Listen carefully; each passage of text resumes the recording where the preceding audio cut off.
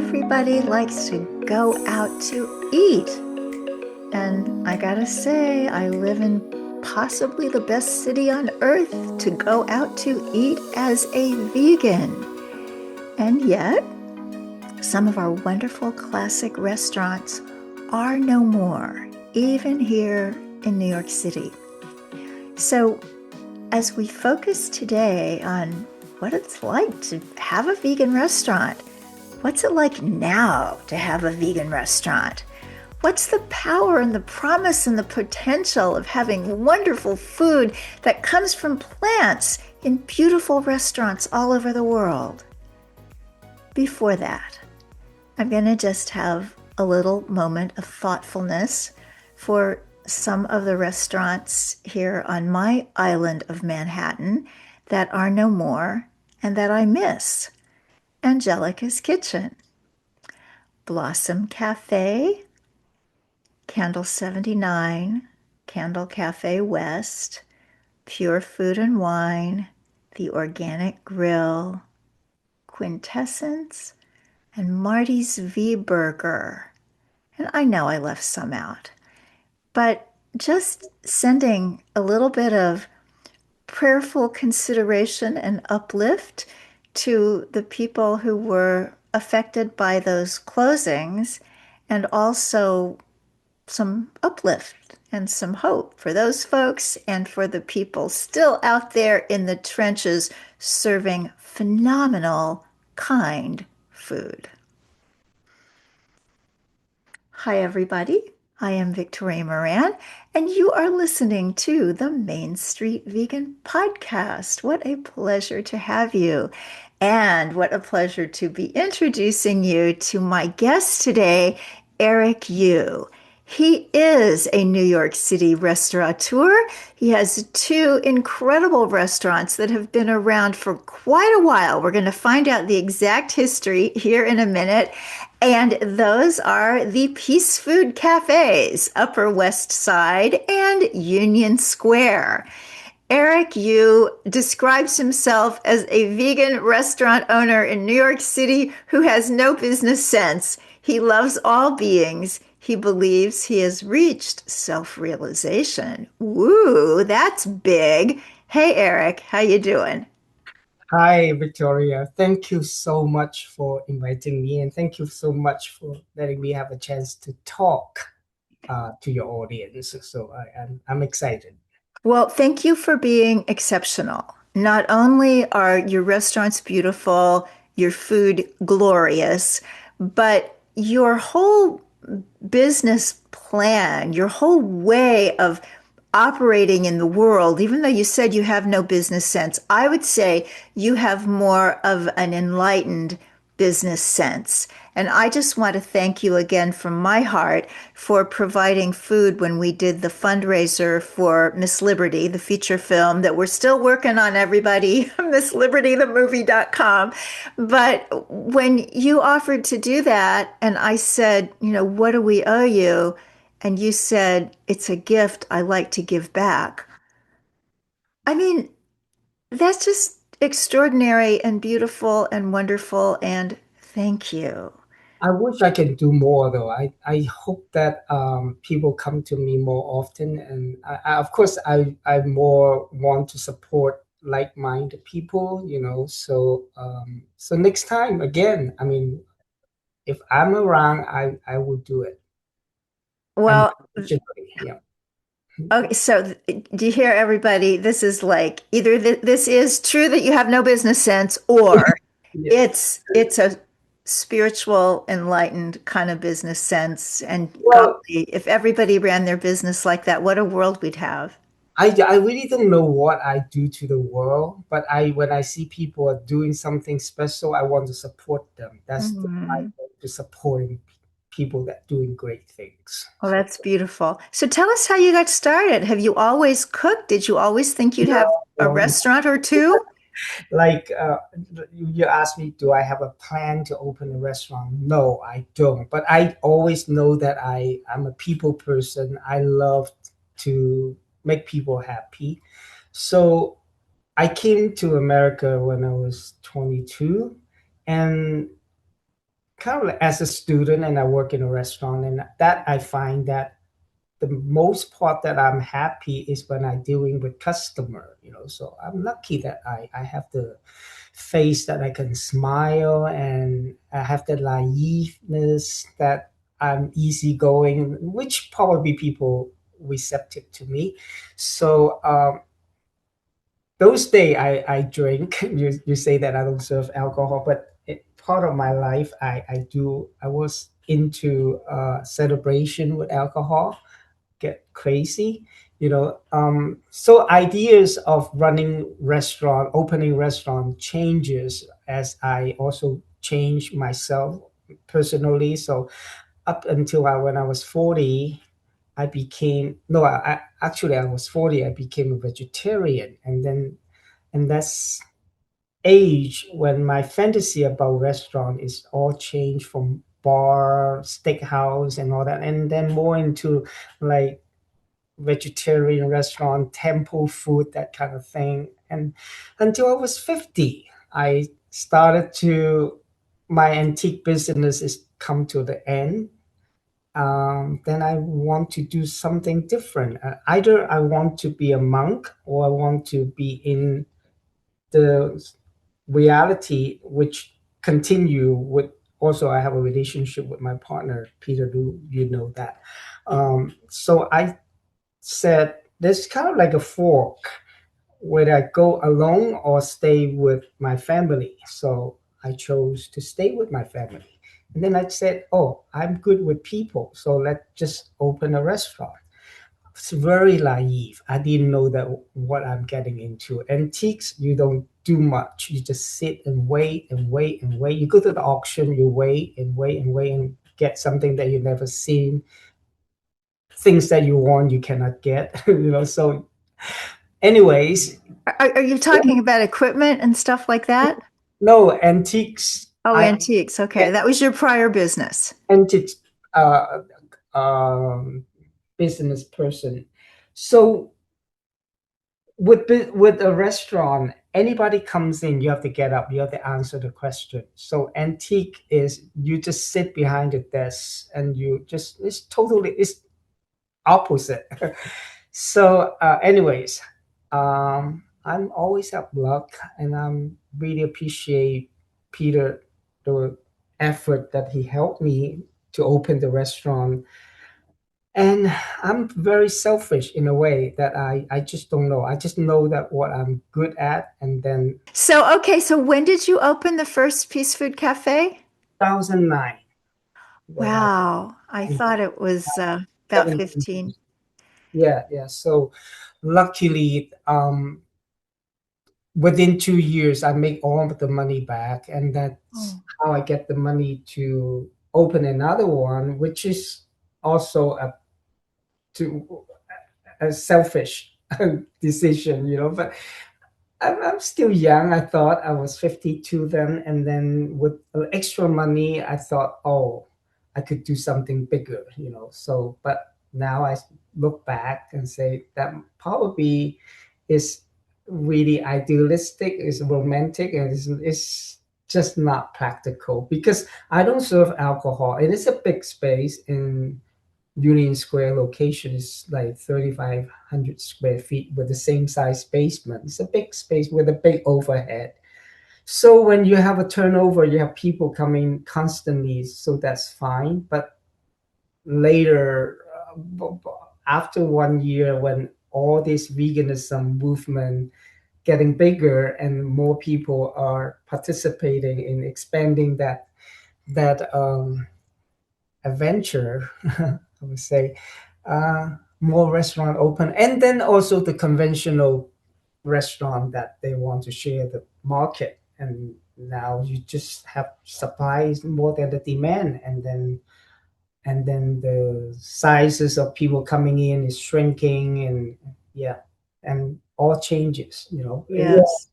food doesn't make money, the alcohol makes money.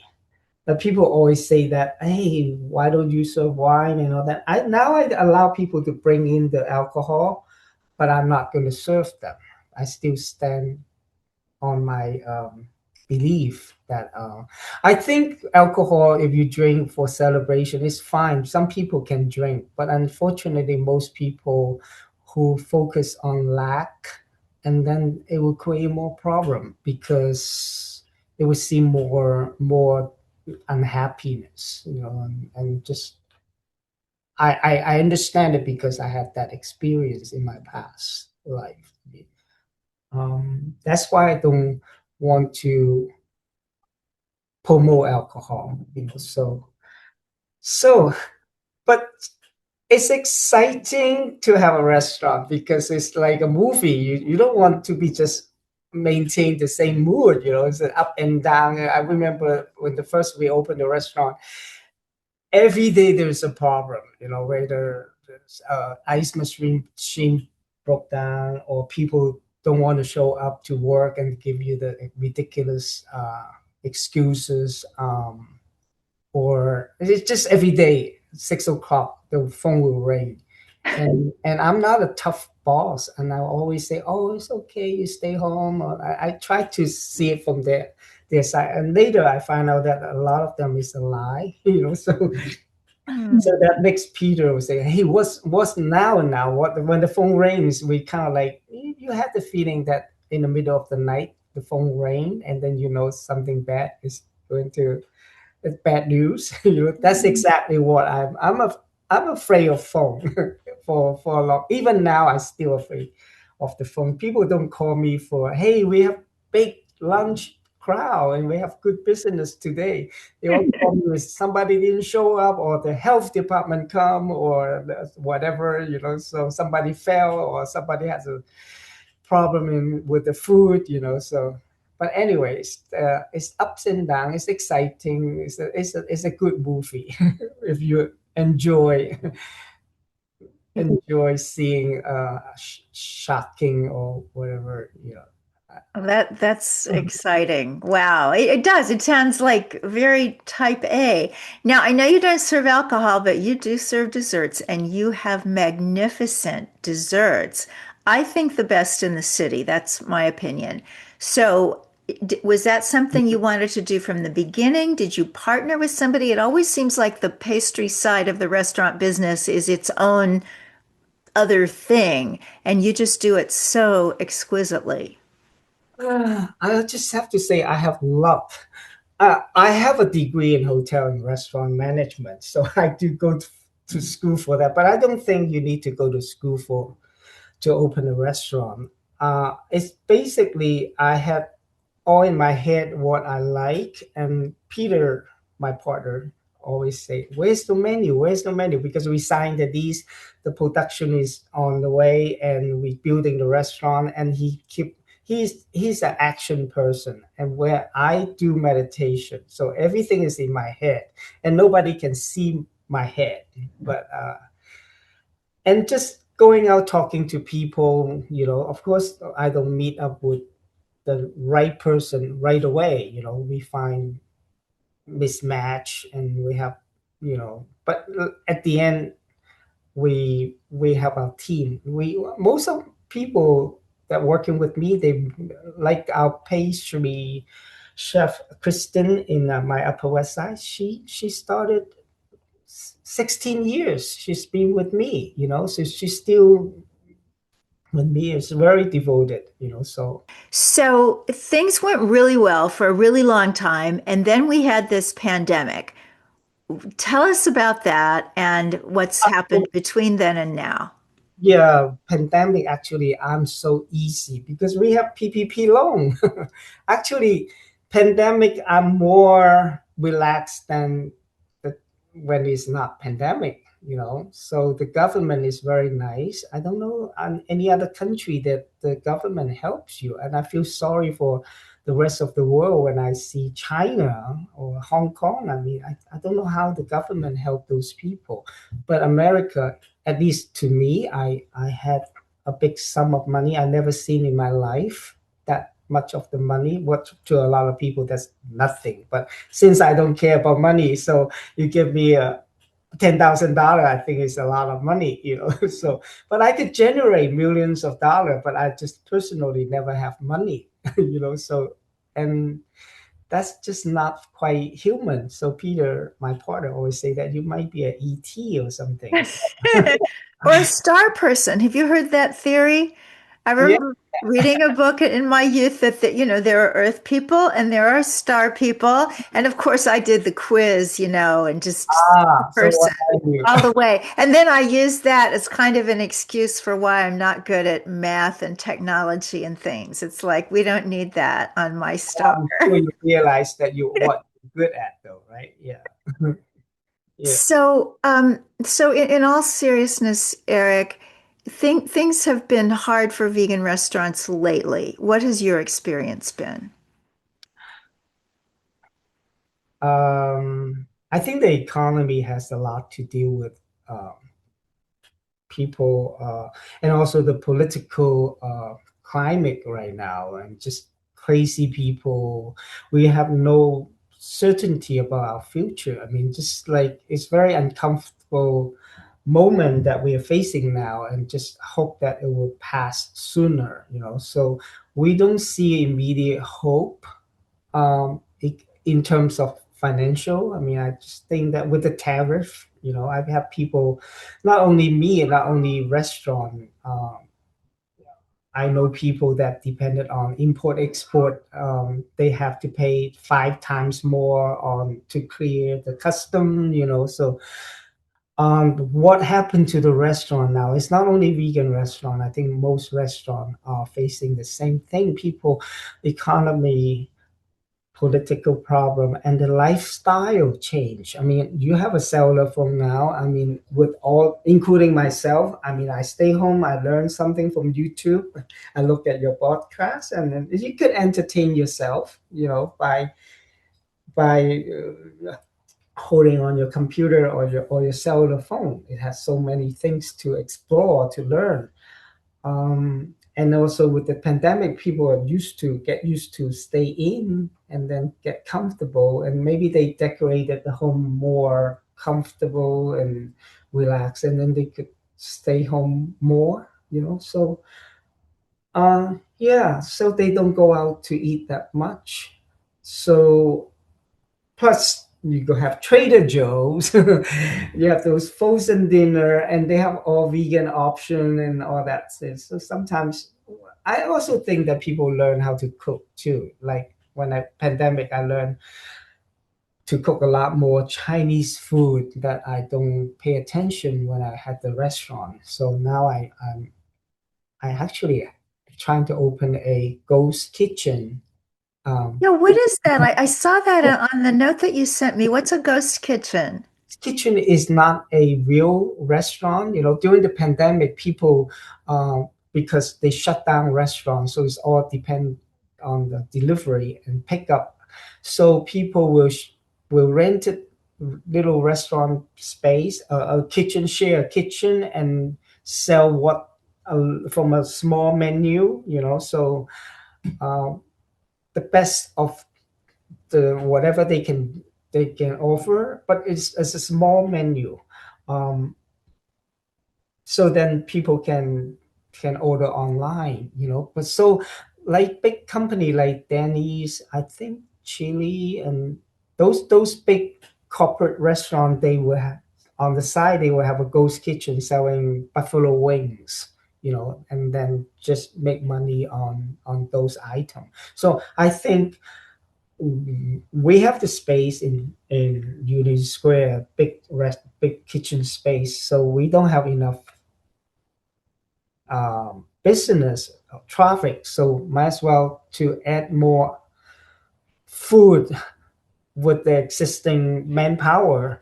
But then this food might I don't want to serve it in the dining room, because I don't want them to see that this turns it into a Chinese restaurant. But I do want to have a different type of food as a on the side, to try to attract more people to order.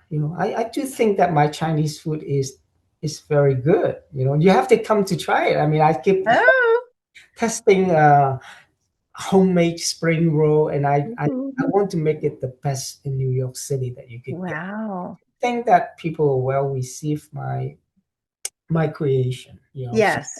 and it So would be soon, within a month. Yeah. oh, okay. So coming right up. So right now we have Peace Food Cafe, Upper West Side on Mhm. Amsterdam Avenue. We have Peace Food Cafe in the Mhm. Union Square area. What's Is the exact street there? 11th Street, 11th between Street. So Broadway. people that don't live in New York, just make a note. You'll come to New York. Maybe you'll come in August because you want to come to Main Street Vegan Academy and you'll come to our Yeah. wonderful 3 day New York City experience. Or maybe you'll come for something else. But do make a note to visit both of the Peace Food Cafes because everything on the menu is so good that the only problem with going to a restaurant like this is that you want to eat everything. But since Eric has two locations, you can eat half of everything at one place and then half of everything I'll at the come, other place. So I come just want to say some of the things that I really like on your menus.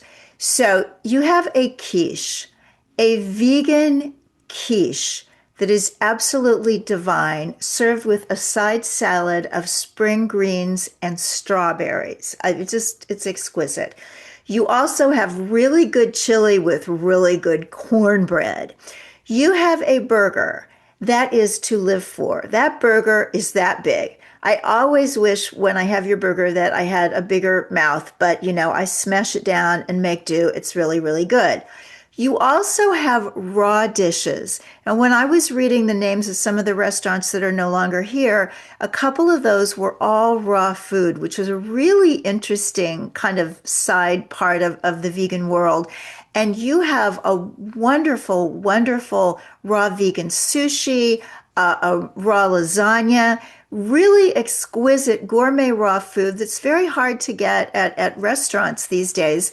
And then I'll mention two other things. You have really fabulous pizzas. You have white pizzas with vegan cheese. You have a potato pizza. Yeah, I know. Did I just say the two most comforting foods on earth in the same sentence? I did. Potato pizza.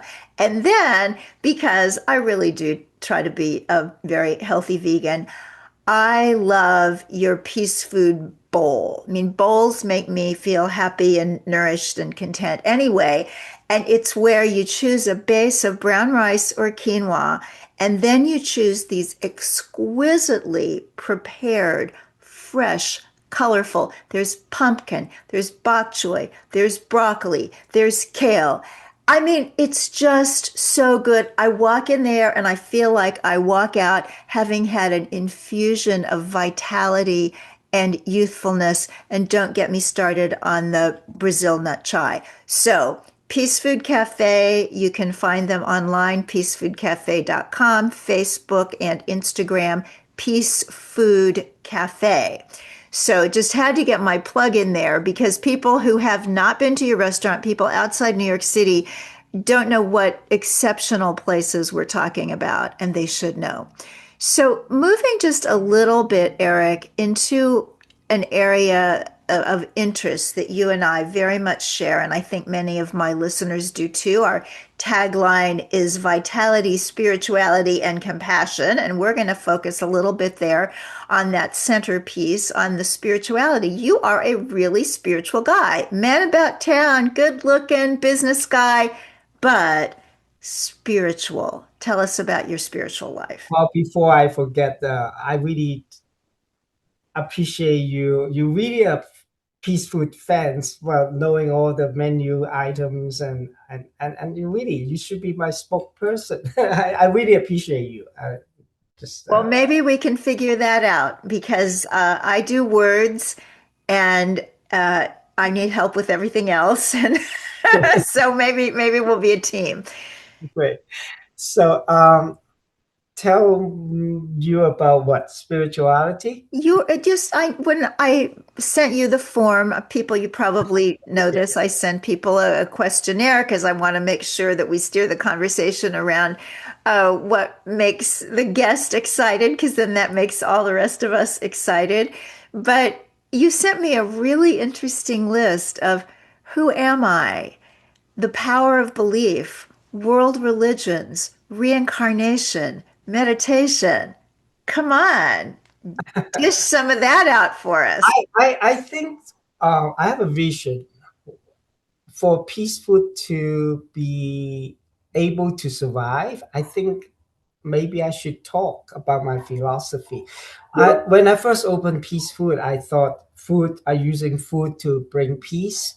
Like are using non-violent ingredients on the plate to promote, make people aware that you will have choice, peaceful choice for our ingredient for what we put in our mouth.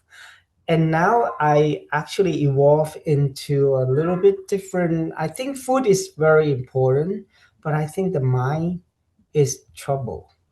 I think the mind also could create peace. And I think the mind is more of my focus now for helping myself, helping people around me, helping people that wants to listen to me, to open them up. And I think a lot of our fear create a lot of problem for us. And I think health is come from how the outlook of our life, how the philosophy, how easygoing you are, how much you can laugh, how much you can smile, how sense of humor. You know, those are the ingredients that is in our head that is very important to create a better health. You know, that's I think the future. If I'm still around, I will not be shy to talk more about what helps me, what makes me like yourself. You always want people to be doing yogi or promoting to to look younger. Or I do think when I become a vegetarian is a little bit is because of vanity. You know, I want to look different. I want to look good.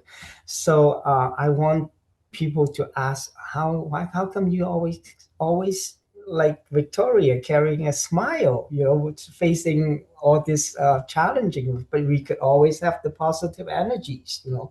So I want to I want to help myself and help people to open ourselves up more by first go within, you know. So I also think that peace is started from within, and then you then you affect the outside, you know. So it's important to know who we are. Yeah. Mm. Wow, I'm seeing in your beautiful space in Union Square kind of a weekly or bi-weekly gathering, the peace food meditation group or something like that, where of course you'd have dinner and then maybe a little spiritual talk, a little quiet. The Yeah, possibilities are I would love endless. to do that. I would love to do that. I would love to do that with you too, you know. So because I think I could definitely helping people is actually is helping myself to reaffirm what I'm doing, you know. But I love to see people smile. I love to see people um, sometimes facial expression. You don't have to be always bubbling and all that, but that contentment, you know, that coming and in with no fear, like the eye contact. Sometimes people just walk in when they have something in their head. They don't look at you. They don't they're preoccupied, you know.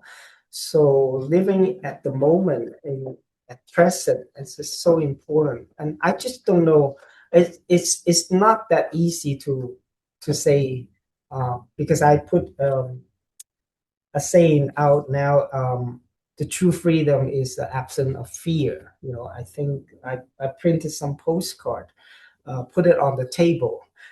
I do think that it's easy to say, but then if you really go within and contemplating on the idea of who am I think that's the first question that we should ask ourselves. And once when we know that we're just in line with all the great saints, Jesus Christ, Buddha, and we're all the same. I mean, in terms of the soul level, I mean, then we have no fear, you know. So of course, back up backed by the belief of reincarnation. I think because I like to ask people, do you believe in reincarnation? And some people, I'm not sure, and I'm not sure, you know. So it's easier for us to say it, that to understand, because I come from the East, you know, so it's kind of like we grow up with that influence of people talking about. I mean, we learn that, or we're not learning, we just hear people saying that all the time. So, but it's something for us to think about those things. You know, I think that's foundation with that reincarnation foundation belief, and I think that could explain a lot of things more easier with no contradictory. You know, so that's just how I see it. You know, Yeah. that's And where how. are you from exactly? Oh, Hong Kong, China. So be politically correct. I come from China. But in my days, in the 60s, I would say I'm from Hong Kong. Okay. Okay. Yeah. Yeah, wow. Well, then New York City must seem like a small town after Hong Kong. My memories of Hong Kong, I was only there for a couple of days, but I've never been in a busier, more frenetic Oh my God. What year were you there? city on earth. Oh my God, like 1993, Oh long wow. time ago. Yeah. It's so crowded. It's like every day is 42nd Street. Yeah. I Well, live in that it's area too. Yeah. yeah, it's interesting that you grew up with the reincarnation because I did too in Kansas City, Missouri, simply because I had this really cool nanny who had studied a lot of religions and spiritual teachings. And even though I was theoretically being brought up Roman Catholic, Dee Dee got me with some of these other ideas, and some of them just made tremendous sense from the very beginning. I mean, I can remember as a little child overhearing a conversation of adults talking about, is there life after death? And thinking, what is wrong with you guys? Don't you know I was somewhere before I was here? Right, Victoria, may I say something though? I You mean, may say whatever you like. people always say that, oh, I'm from this background, that background. But I always tell them that it's kind of like we all climbing the mountain or going on the trail that go up to the mountain. So we just at a different level, or saying we live in a high-rise building. The top floor, people on the top floor, the scenery, they're all the same, you know. So the people that are on the different floor, they see things differently from their own window, you know. Hmm. When you go to the up to the top, they're all the same, you know. I have people, Jewish people in Upper West Side. It's a very Yeah. um, a Jewish customer, but they talk about reincarnation. I mean, some Yeah. people, I mean, of course, in general, people will say that my religion is better than yours and come to my church and all that. But we do have people who say that, like Christian or Catholic people come to, hey, we're the same. They just wink at the eyes and just look at me. I have art in my Upper West Side, one say beyond, on the back of the wall. One of the guy comes in and say, hey, who's that artist? And who? I said, oh, it's somebody lives around here. I bought that art, you know. And then he looked at me, oh, you're a teacher. Because by knowing what beyond means, just beyond that spelling, you know, beyond, we're beyond forms, beyond names, beyond language, you know. Yes. Yes, And that's beyond differences. beyond difference. We need that so much today. So I Mm. could talk to you all day, but let me just ask you one more question because you have a restaurant to run and I want to get this podcast posted so people can come and eat good food. Talk about meditation. You said earlier that Peter is the business guy and you meditate. So tell us about that. I do think everybody should meditate, but not like my group meditate 2.5 hours is required, and I disagree. You know, meditate whenever you like, but it's knowing that meditate. Some people meditate for just clarity. People meditate for they don't want to come back, you know, so they want to go to the Buddha land. So whatever the reason, I think meditation is quite important for in the beginning of the day. You just spending some moment, like when you prayer before the episode started, and I look at you, it's beautiful, and this is how I tell people to do it. But I personally don't aware that I'm doing it every day, So just praying is simply you talking to your God nature within you, So this is how I see it. Meditate is finding a moment that you bring your vibration to match your inner higher self, to match that vibration, your God vibration within you, to just match that, and that's how you started the day, to bring up your vibration, basically. Mm. And What then a beautiful way to look at it. I think so many people are intimidated just by the idea of silence, or that they have the idea that you have to be able to clear your mind out when it's really just bringing your mind back to a point, whether yeah, it's because breath we or our to education word. system learn to tell people to use their mind, but using your mind is essential, is needed it, but we also should learn how to not use your mind. Well, Eric, this has been so much fun. This could only have been better with one of those Brazil nut lattes. But just everybody, please check out Peace Food Cafe. Just check them out because they're a great restaurant. Check them out when you're in New York City. If you're in New York City, just put it on your calendar. Go once a week and just say, I need one of those peace food bowls because I'm not going to cook and steam and roast and bake all those vegetables myself. So I'm going to go where somebody does it for me. So I do want to do a shout out. It was mentioned earlier, Main Street Vegan Academy. We have been training vegan lifestyle coaches and educators since 2012. We will be doing our basic program that results in that certification via Zoom this fall.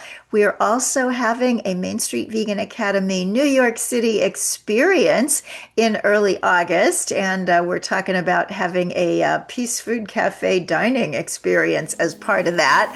So do check us out, mainstreetvegan.com, and that's also where we keep the show notes. If you just click podcast, and we'll tell you more about Peter and Eric and Peace Food Cafe.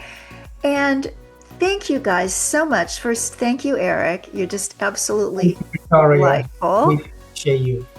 And thanks to everybody for listening. I hope you're having a blissful day.